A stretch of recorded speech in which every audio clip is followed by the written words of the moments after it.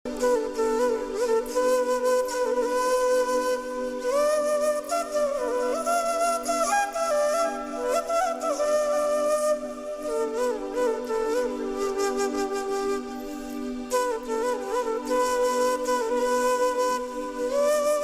Friends, welcome to ভকে blog and entertainment.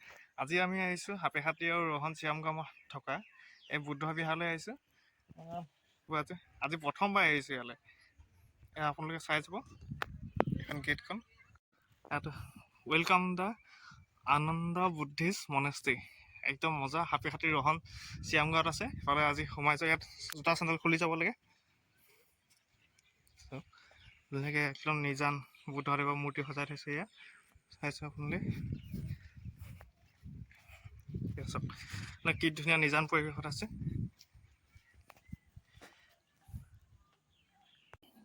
ভিতৰত এই মংজন আছে, তেওঁৰ ওচৰলৈ যাওঁ। আমি প্ৰথমতে ক'ত কেনেকৈ কি হৈছিলে সম্পূৰ্ণ হিষ্টৰীটো সুধি লওঁ। চাইছোঁ আপোনালোকে ইয়াত হাতীৰ এটা মূৰ্তি হেৰি বনাই থোৱা আছে। এইফালেও এটা বনাই থোৱা আছে।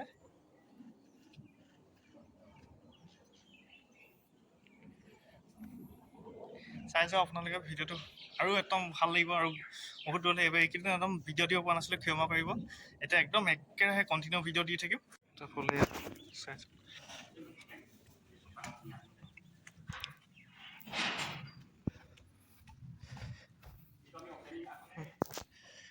চাইছোঁ আমি এতিয়া ভিতৰলৈ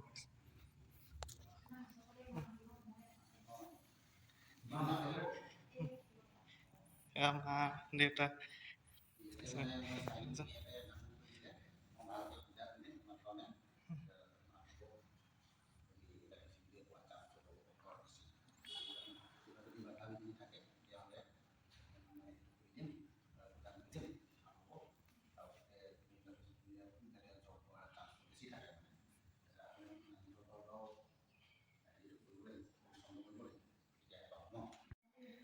ইয়াত আপুনি প্ৰথম কেতিয়াৰ পৰা ইয়াত আছে?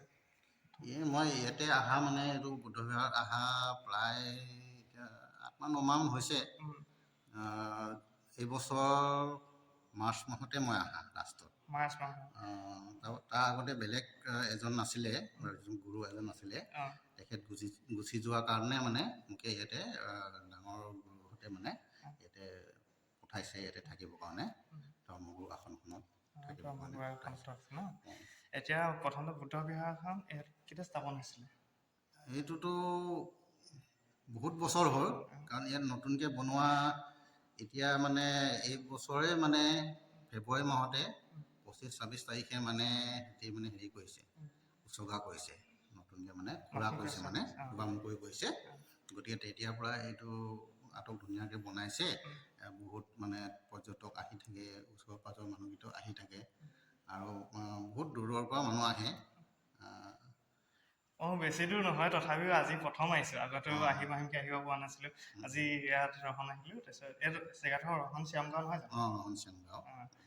ইয়াত অলপমান যদি আপুনি বিতংভাৱে বুদ্ধ ধৰ্মৰ বিষয়ে বুজাই দিলে ভাল হ'ব।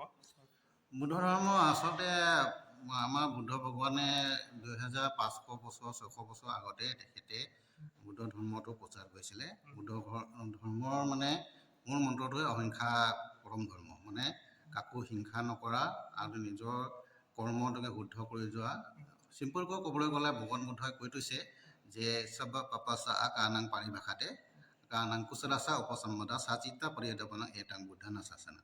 তাৰমানে তাৰ অৰ্থ হৈছে কোনো ধৰণৰ পাপ কৰ্ম বা অকুশল কৰ্ম নকৰা আৰু ভাল কৰ্ম কৰা, পুণ্য কৰ্ম কৰা, যিটো মানে লোককে দুখ নিদিয়া কৰ্মবোৰ সেইবিলাক কৰা, আৰু নিজৰ মনটোকে, নিজৰ চিত্তটোকে, নিজৰ মনটোকে পৰিশুদ্ধ কৰি ৰখা। এইটোৱে হৈছে মানে বুদ্ধ অনুশাসন। এইটোৱে বুদ্ধৰ, আপুনি এইটো যদি মানি আছে তেনেহ'লে আপুনি বুদ্ধৰ শিষ্য বা বুদ্ধৰ পথৰ মতে গৈ আছে বুলি ধৰি ল'ব লাগিব। গতিকে মানুহে যিয়েই নকওক কিয়, যদি মানুহ এজনে প্ৰাণী হিংসা কৰে, প্ৰাণী হত্যা কৰে আৰু নিজকে যদি বুদ্ধ ধৰ্মাৱলম্বী কয়, তেতিয়া বুদ্ধ নহয়, প্ৰকৃত বুদ্ধ নহয়। তেখেত 5টা চিল আছে মানে ভগৱান বুদ্ধই জনসাধাৰণৰ কাৰণে, সকলো মানৱ হিতৰ কাৰণে দি গৈছে। প্ৰথমটো হৈছে প্ৰাণী হত্যা নকৰা বা প্ৰাণী হিংসা নকৰা। দ্বিতীয় হৈছে জানি বুজি চুৰ নকৰা। তাৰপিছতে তৃতীয়টো হৈছে ব্যভিচাৰ নকৰা, মানে নিজৰ পত্নী লগতো যদি মানে তাৰ ইচ্ছা বিৰুদ্ধে যদি সম্পৰ্ক কৰে তেতিয়াহ'লে সেইটো মানে বেবিচাৰৰ ভিতৰতে ধৰা হয়। গতিকে সেইটো নকৰা, তাৰপিছতে মিছা কথা নোকোৱা, জানি বুজি মিছা কথা নোকোৱা, তাৰপিছতে পঞ্চমটো হৈছে মানে মদ লাগীয়াৰ বস্তু, যিটো নিচাজাতীয় বস্তু সেইবোৰ সেৱন নকৰা।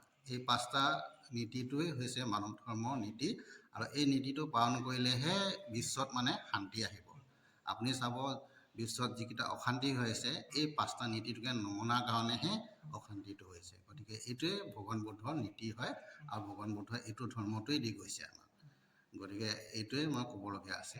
সত্যত থাকিলে সদায় জয় হ'ব। সদায় জয় হ'ব, এইটোৱে। আপোনাৰ আমাৰ যিটো আমি হিন্দু ধৰ্মত কওঁ, হিন্দু ধৰ্মত গুৰুজনক আপোনালোকৰ হ'ল মন বুলি নহয় জানো? শান্তি বুলি কয় আমাক। ভগৱান বুদ্ধই কৈ থৈ গৈছে যে আগতেতো আৱচু আৱচু বুলি মাতে সকলোবিলাকক, কিন্তু মানে এতিয়া মানে ভগৱান বুদ্ধই কৈছে মানে মই যদি পৰিনিৰ্বাণ হোৱাৰ পাছত বা মৃত্যু হোৱাৰ পাছতে তোমালোকে ইজনৰ সিজনৰ প্ৰতি মানে আৱচু সম্বোধন নকৰিবা, শান্তি বুলি সম্বোধন কৰিবা। শান্তি মানে ভদন্ত বা ৰিচপেক্টিক, আৰু এনেকুৱা আমি ইংলিছত ছাৰ বুলি কয়, তেনেকুৱা বাক্য হয় মানে সন্মানসূচক বাক্য মানে শান্তি। অঁ আমাৰ বিশেষকৈ গুৰুজনা বুলি কওঁ আমি, সেইকাৰণে আপোনালোকক শান্তি বুলি কয়। শান্তি মানে ভান্তি ভান্তি ভান্তি ভান্তি মই শান্তি শুনিছোঁ। শান্তি নহয়, ভান্তি বুলি কয়। ভান্তি বুলি কয় ন? ভান্তি মানে পালি ভাষাতে ভান্তি হয়, সেইটো অসমীয়াতে ভিক্ষু বুলি কয়, বুদ্ধ ভিক্ষু বুলি কয়। বুদ্ধ ভিক্ষু বুলি কয়। ধন্যবাদ আপোনালোকে বহুতখিনি জনাই দিলে, বা আগতে অহা নাছিলোঁ, গতিকে ইমানখিনি কথা জনা নাছিলোঁ, জনাৰ কাৰণে ধন্যবাদ। থেংক ইউ, ধন্যবাদ। কেনেকুৱা লাগিছে আজি নাই কেনেকুৱা লাগিছে?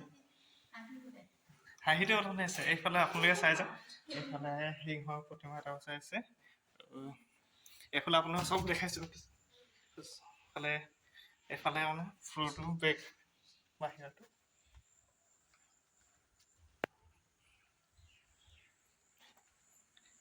এইটো আপোনাৰ থকা ৰুম নহয় জানো? একো নাই, বহুত জবৰা আমাক নল'ব, তথাপিও চাইছোঁ।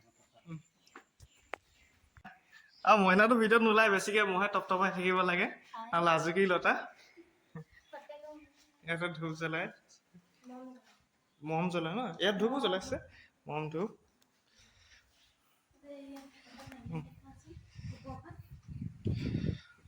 এয়া চব কি ধুনীয়াকৈ বুদ্ধদেৱৰ মূৰ্তি কি ধুনীয়াকৈ সজাই থৈছে। মই তললৈ যাওঁ, বোলে তললৈ যাওঁ বোলে।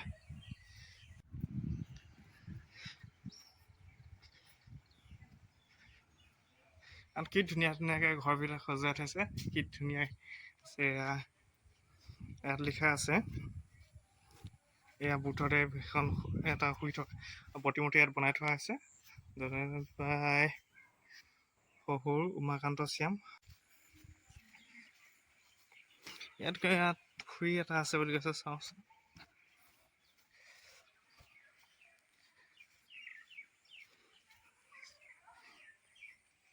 কি ধুনীয়াকৈ ইয়াত সজাই থোৱা আছে বুদ্ধদেৱৰ প্ৰতিমূৰ্তি।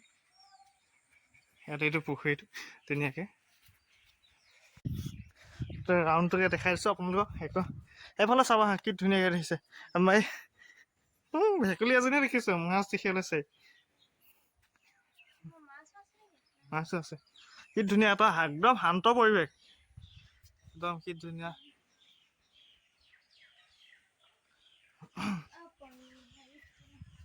ইয়াত চব বগা ফুল দিছা মইনা, সেইকাৰণে বগা ফুল দিবলৈ কৈছে।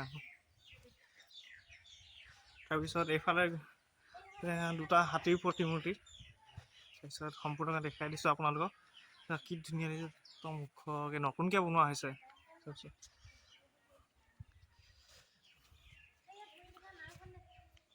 ক'ত নাও আছে? ৰ'বা দেই।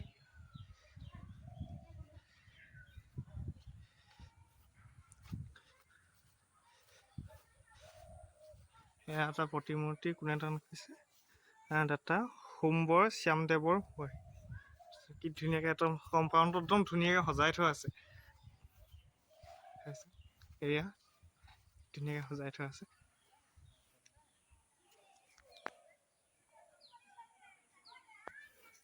ইয়াতো পানী আছে, প্ৰত্যেকবোৰতে পানী আছে নেকি? সেইটো পানী দিয়া আছে।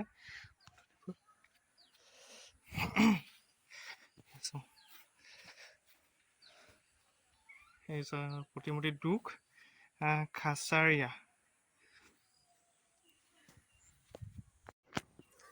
আমি কেতিয়াও এনেকুৱা হেৰি বুদ্ধ বিহাৰলৈ আহি পোৱা নাছিলোঁ। আজি আহি বহুত ভাল লাগিছে, মনটো শান্তি লাগি গৈছে। তাতে মইনা আমাৰ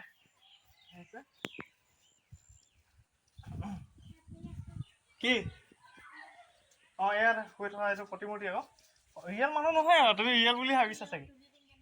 ৰিয়েল নহয়, এখন নাও। একো নহয়, নাও ধুনীয়াকৈ নাওখন ধুনীয়াকৈ সজাই ফাটিলে খালি অলপমান।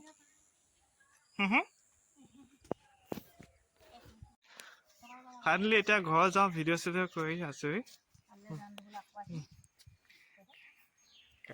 ইয়াত লিখা আছে থেংক ইউ ভিজিট এগেইন।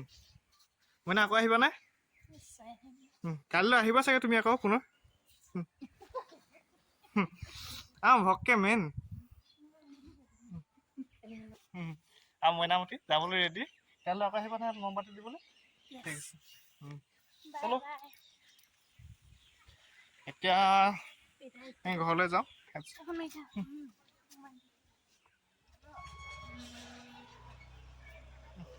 দেউতা ৰেডিয়ে যাবলৈ, একদম যাবলৈ তত নাই, আগে ৰেডি ওলাই।